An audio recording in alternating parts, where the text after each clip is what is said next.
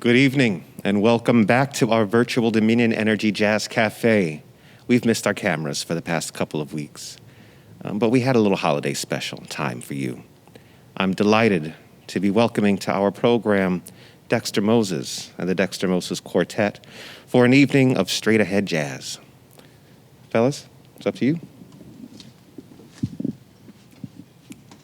1, 2, 1, 2, 3.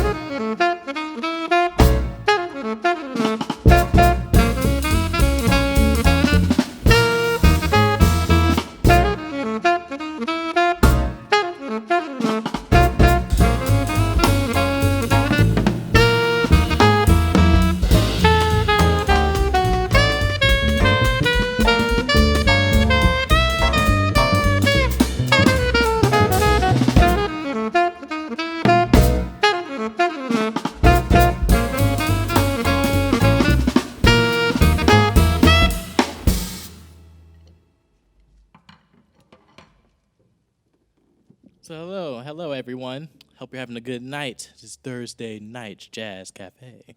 On piano we have Graeme Slonaker, and then on bass we have the wonderful thumping, amazing Christopher Mills, and then on drums we have Dorien Dotson, and yours truly on alto and soprano saxophone for tonight. Later on, the second set, this quartet will be turned into a quintet with the addition of our wonderful vocalist, Lillian Park. This next tune is an original composition of mine entitled It's Okay.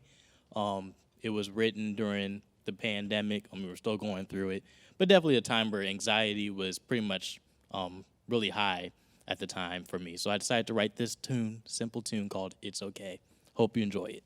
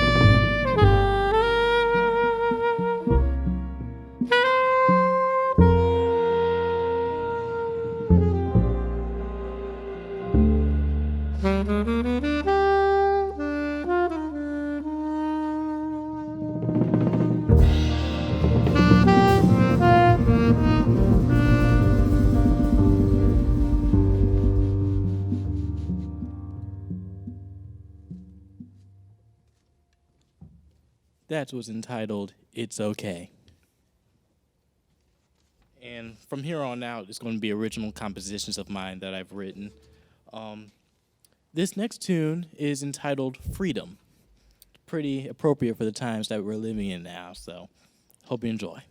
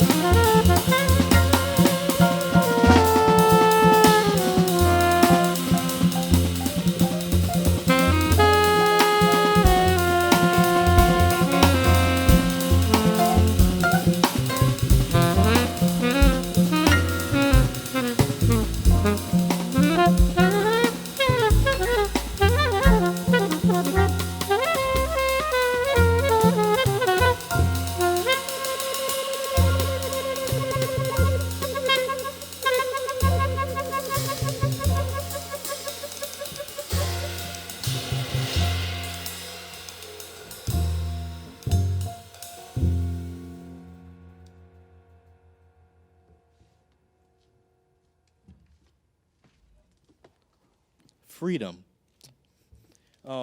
This next tune is going to be lighthearted. It's entitled Dear Rabbit. Rabbit is actually a term or nickname for the great alto saxophonist Johnny Hodges. And he was the lead saxophonist in Duke Ellington's band. And I'm choosing soprano sax for this particular piece because many people don't know that Johnny Hodges' main instrument was soprano saxophone. And then he went to alto. And he was influenced by the wonderful, great New Orleans saxophonist Sidney Bechet. So here is the tune, Dear Rabbit.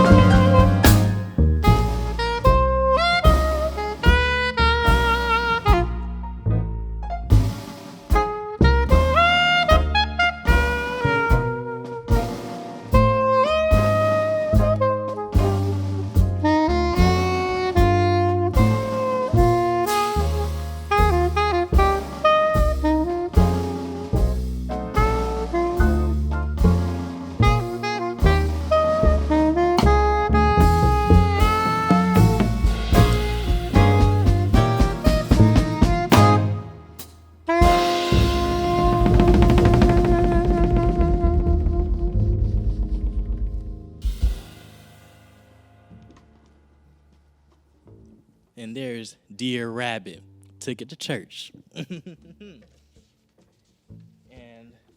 the last tune for this set is an original composition entitled Road Duck.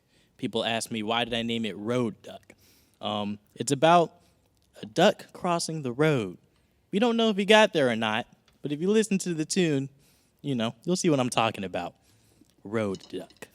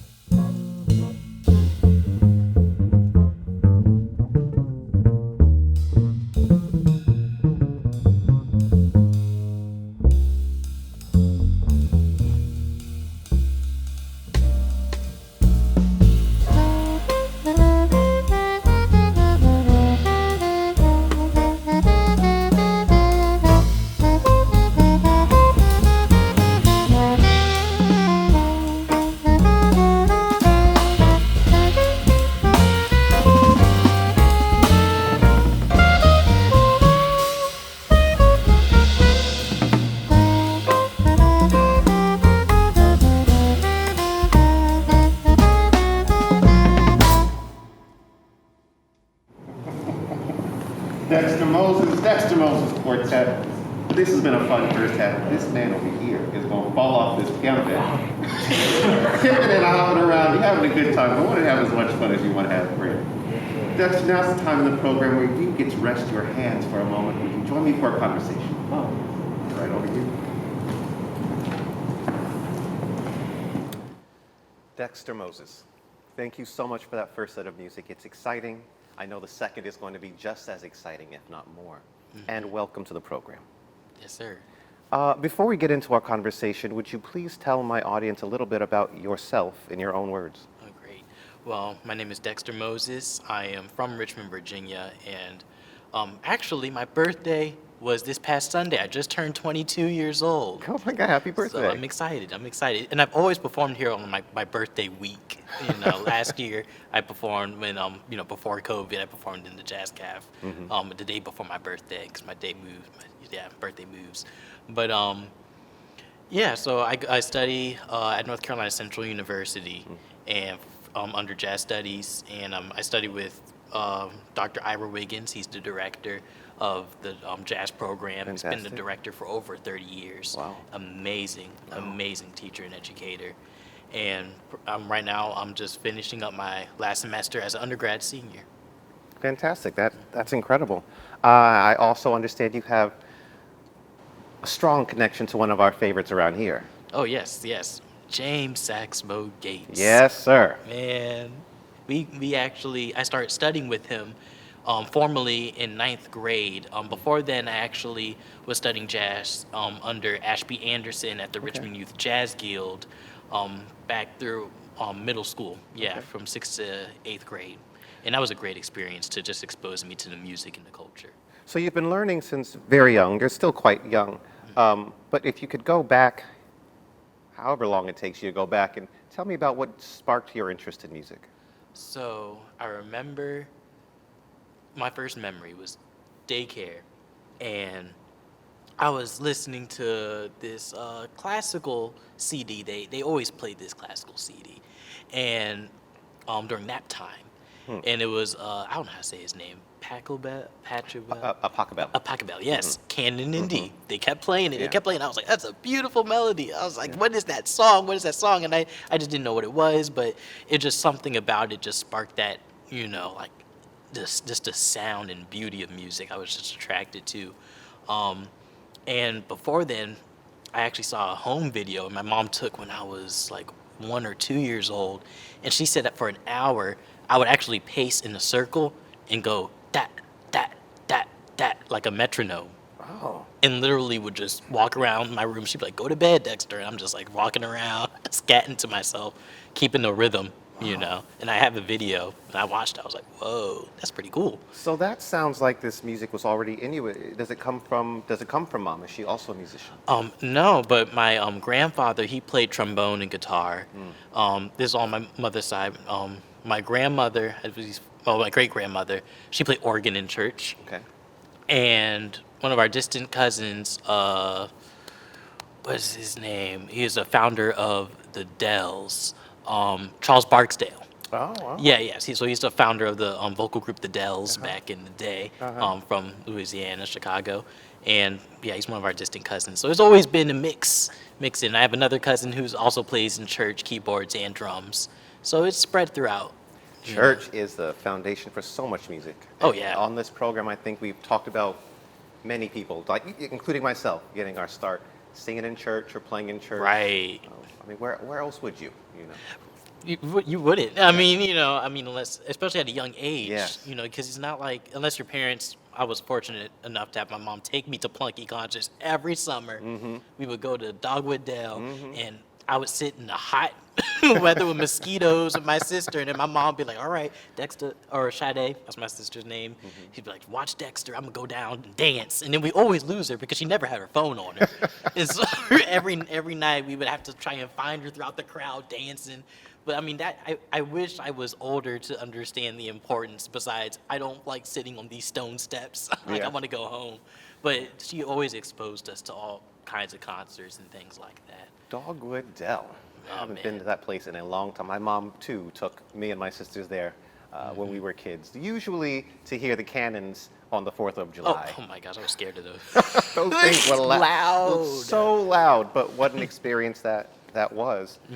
Tell me a little bit more about this collection of musicians you've brought to the stage today. Great, great, great. So I met all these wonderful people in North Carolina Central. We all go to school currently together, and the pianist, bassist, and the drummer were actually in a combo together in school. Okay. And so we have a lot of time to, create that chemistry as well. And Lillian, the vocalist, she's a sophomore, and she's also my girlfriend, which works well because, we get to play together. Yeah. I mean, it's amazing.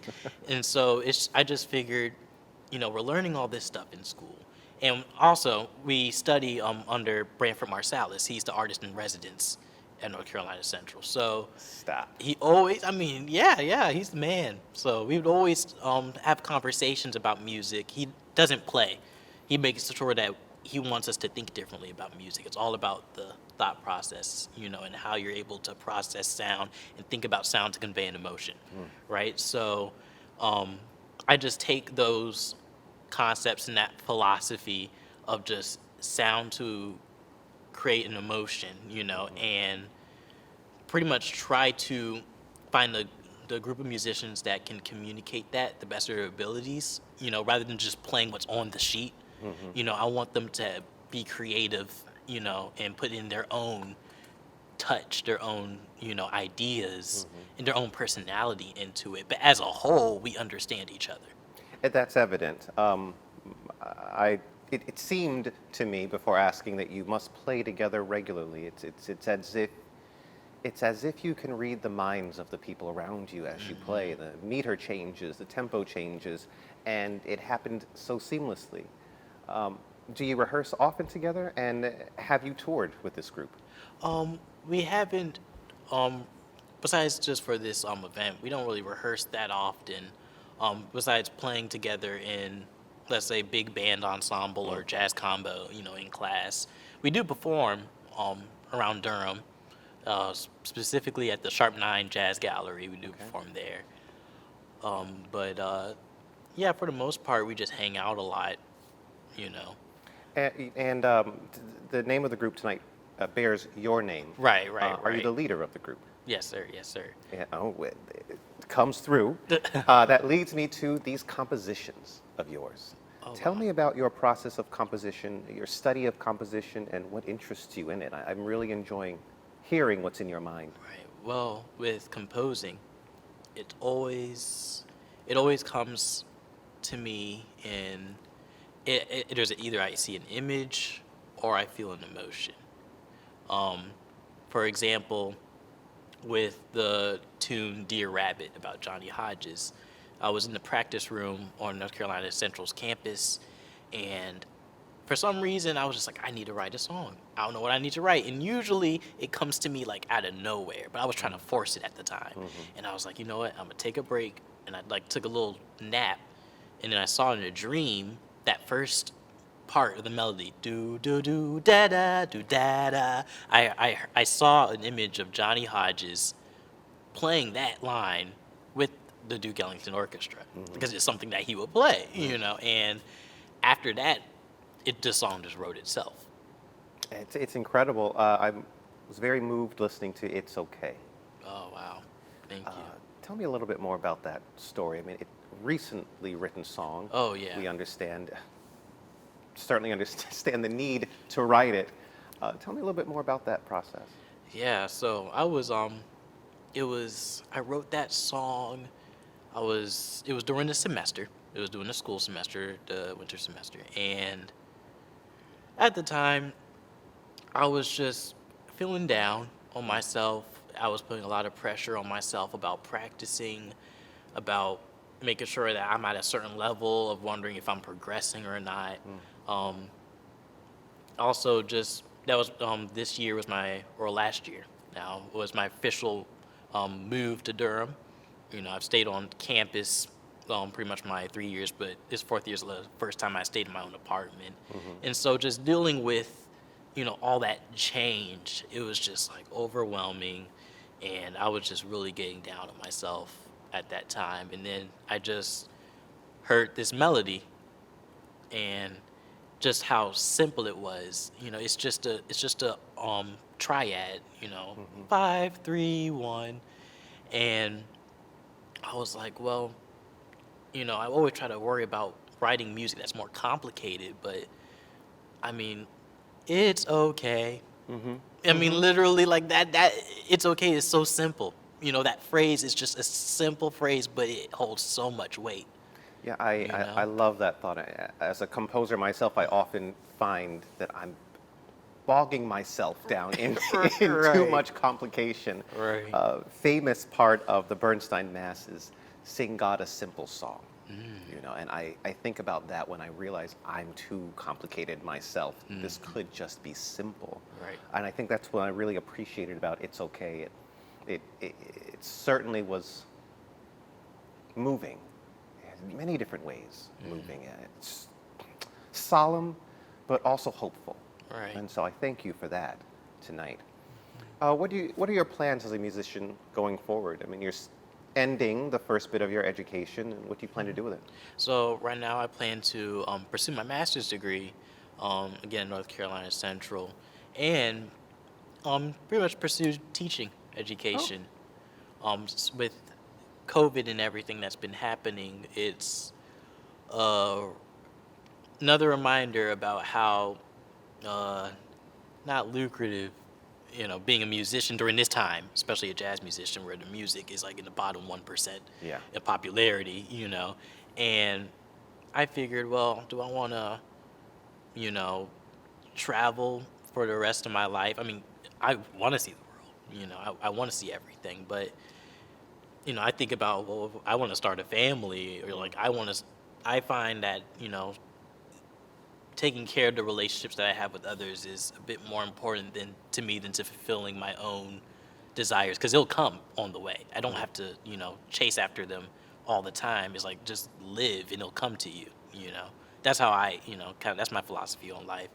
So pretty much I just want to pursue education to, of course, for stability, and also to pass it on, all this information that I have. And, it's playing is great, but it's also important for you to articulate the history, articulate just the whole concept of what jazz music really is, because some people people understand it differently, I definitely feel that's very wise of you in this very young mind of yours, and also quite noble to actively want to be taking on the task of evolving this art form and passing it on.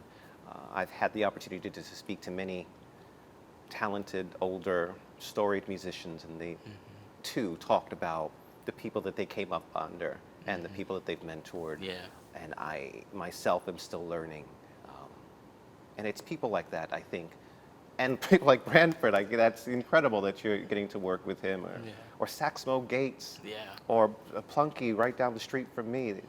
These minds are so rich with information, and bravo to you for accessing those minds and working to become one of them. Right. Well, Dexter, I think it's time for some more music. Do you think you have another set in you? Well, we got something for you. All right. I can't wait to hear. We have a singer coming up next, I understand. Oh, yes. I can't wait to get that voice on record. Oh, man. Well, Dexter, if you'll join your friends, I'd love yes, to hear sir. the rest of your show. Let's do it.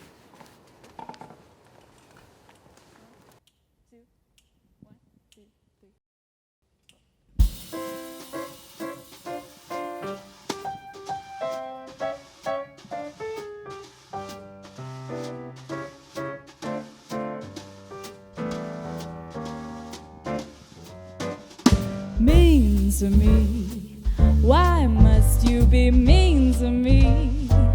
Well, gee, honey, it seems to me you love to see me crying. I don't know why I stay home each night when you say you'd phone. You don't, and I'm left alone, just singing the blues and sighing.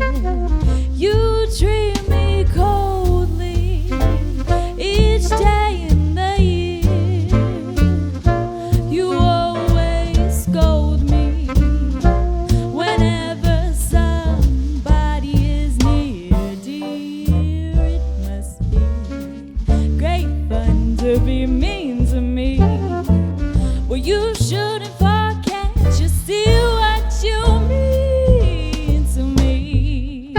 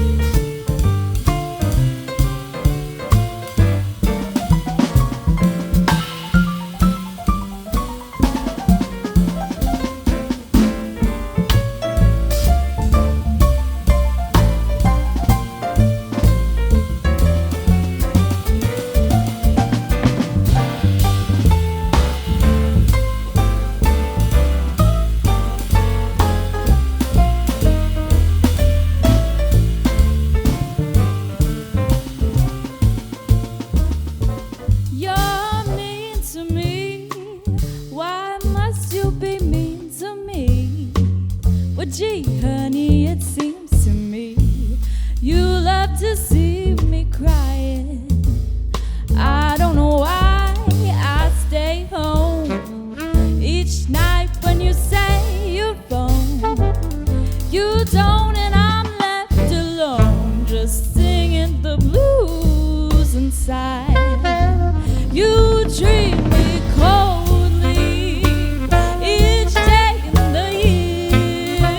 Oh, you always scold me whenever somebody is near. Dear, it must be great fun to be mean to me. You shouldn't forget, you see, what you mean to me. What you mean to me. What you mean to me.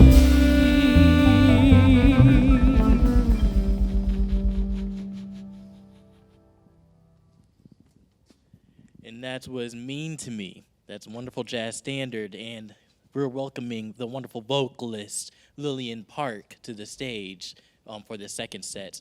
And fun fact, all of us actually go to school in Durham, North Carolina at the wonderful North Carolina Central University under the director, Dr. Ira Wiggins. Yes, let's give a hand clap for Dr. Wiggins.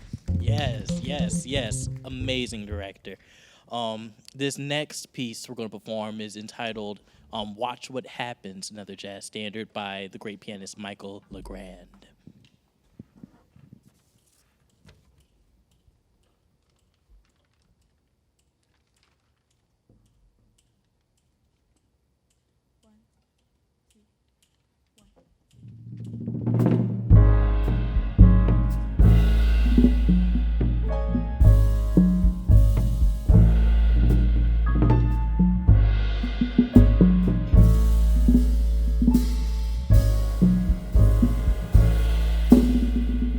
When someone starts believing in you, let her hold out her hand, let her touch you and watch what happens. Want someone who can look in your eyes and can see into your heart. Let her find you and watch what happens. Cold. No, I won't believe your heart is cold. Maybe just afraid to be broken again. Let someone with a deep love to give that deep love to you, and what magic you'll see. Let someone give a heart, someone who cares like me.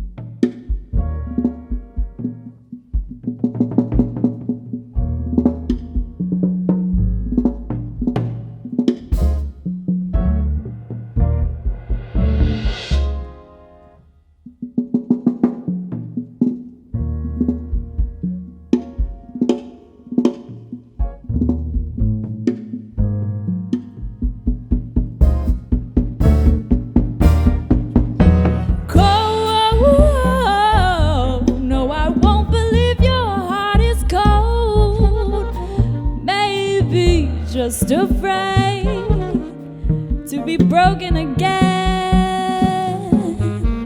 You better let someone with a deep love to give that deep love to you, and what magic you'll see.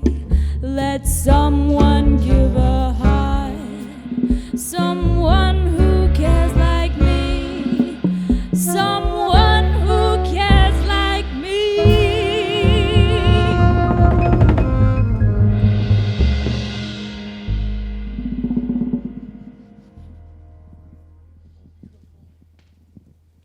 That was Watch What Happens by the wonderful Michael Legrand. And for this next piece, it's going to be Everything I Have Is Yours. We're going to feature actually just our vocalist Lillian Park and Graeme Slonaker on piano. Everything I Have Is Yours.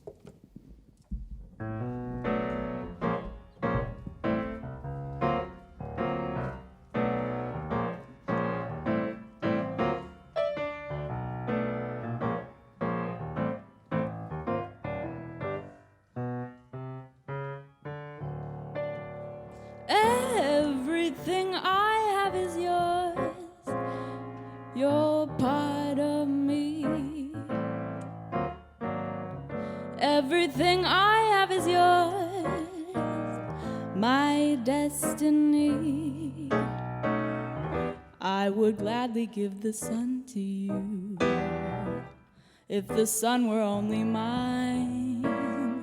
I would gladly give the earth to you and the stars that shine. Everything that I possess, I offer you. That this dream of happiness come true. I'd be happy just to spend my life waiting at your beck and call. Everything I have is yours. my life, my all.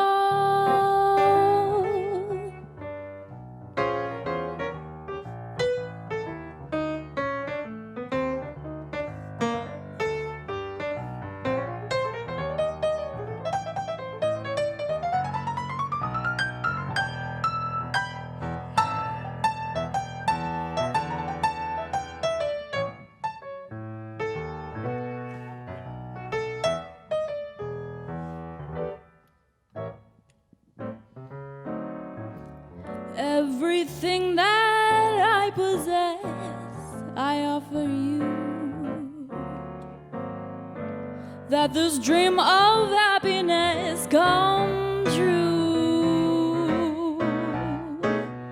I'd be happy just to spend my life waiting at your beck and call. Everything I have is yours, my life, my all. Everything I have is yours.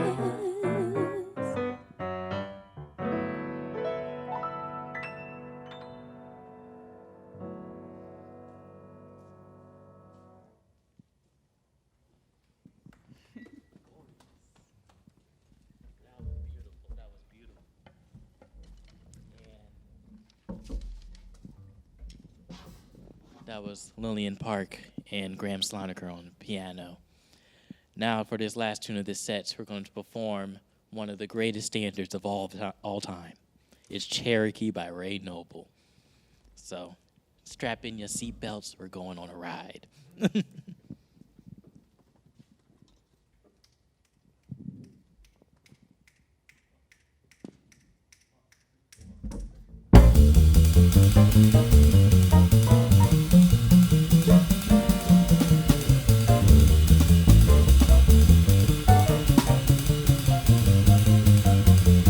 Great Indian warrior, since first I met you, I can't forget you. Cherokee, sweetheart, child of the prairie, your love keeps calling, my heart enthralling. You Cherokee, dreams of summertime, of lover time gone by. From my memory, so tenderly inside, my great Indian warrior, one day I'll hold